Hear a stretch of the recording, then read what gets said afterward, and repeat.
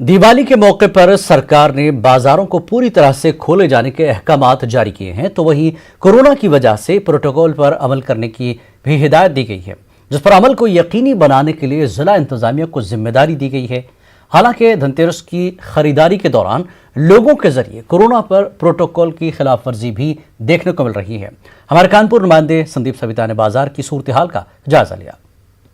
बाजारों को खोलने के आदेश दिए गए और सरकार ने कोरोना प्रोटोकॉल के तहत ये आदेश दिए कि लोग मास्क लगाकर और सोशल डिस्टेंसिंग के साथ बाजारों को खोलेंगे, वहीं दुकानदार मास्क लगाएंगे और खरीदार भी मास्क लगाएंगे।